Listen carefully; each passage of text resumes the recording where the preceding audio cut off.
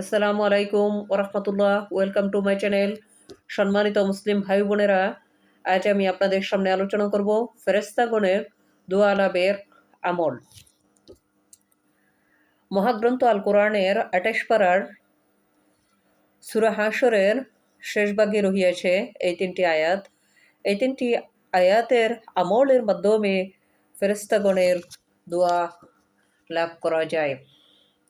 আয়াতটি হলো, আউযু বিল্লাহি মিনাশ শাইতানির রাজিম, বিসমিল্লাহির রহমানির রহিম। হুয়াল্লাহুল্লাযী লা ইলাহা ইল্লা হুয়া আলিমুল গায়বি ওয়াশ শাহাদাতি হুয়ার রহমানুর রহিম। হুয়াল্লাহুল্লাযী লা ইলাহা ইল্লা হুয়াল মালিকুল কুদ্দুসুস সালামুল মুমিনুল মুহাইমিনুল আজিজুল জাব্বারুল মুতাকাব্বির। সুবহানাল্লাহি আম্মা ইউশরিকুন। ওয়াল্লাহুল খালিকুল বারিউল মুসাব্বির লাহু আসমাউল হুসনা ইউসাব্বিহু লাহু মা ফিস সামাওয়াতি ওয়াল আরদ ওয়া হুয়াল আজিজুল হাকীম। হাদিস শরীফে বর্ণিত আছে, যে ব্যক্তি সকালে আউযু বিল্লাহিস সামিইল আলিম মিনাশ শাইতানির রাজিম, আউযু বিল্লাহিস সামিইল আলিম মিনাশ শাইতানির রাজিম এই আয়াতটি ৩ বার পাঠ করে, আউযু বিল্লাহিস সামিইল আলিম মিনাশ শাইতানির রাজিম পাঠ করিয়া এই আয়াতটি ৩ বার পাঠ করিবে।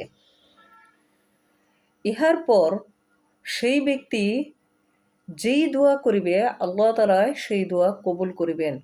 ওই দিন যদি তাহার মৃত্যু হয়, সে শহীদের দরজা লাভ করিবে। তিরমিজি শরীফের হাদিস।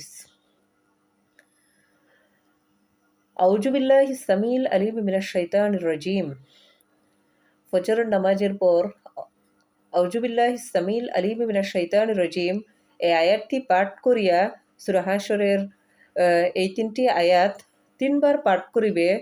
আল্লাহ তাআলার অশেষ রহমতে ওই দিন উনি যে দোয়া করিবেন আল্লাহর দরবারে, সেই দোয়া কবুল হবে এবং আল্লাহর অশেষ রহমতে ওই ব্যক্তি যদি সেই দিন মৃত্যুবরণ করে, তাহলে সে শহীদের দরজা লাভ করিবেন, শহীদি দরজা পাইবেন। তিরমিজি শরীফের হাদিস।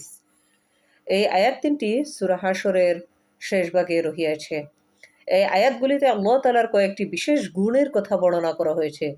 আল্লাহর তৌহিদ, শ্রেষ্ঠত্ব ও শক্তি মহিমার একত্র সমাবেশের জন্য এই আয়াতগুলি সর্বশ্রেষ্ঠ। এই আয়াতগুলি আল্লাহর খাস কালাম। ইহাদের ফজিলত অত্যন্ত অধিক। এই আয়াতে আল্লাহ তাআলা বলিয়াছেন যে তিনি অভিভাবক এবং পরম করুণাময়। ইহা কোনো হাদিসের কথা নয়, বরং আল্লাহ রাব্বুল আলামিনের কোরআনের আয়াত। ইহার ফজিলত অত্যন্ত গুরুত্বপূর্ণ এবং অপরিসীম।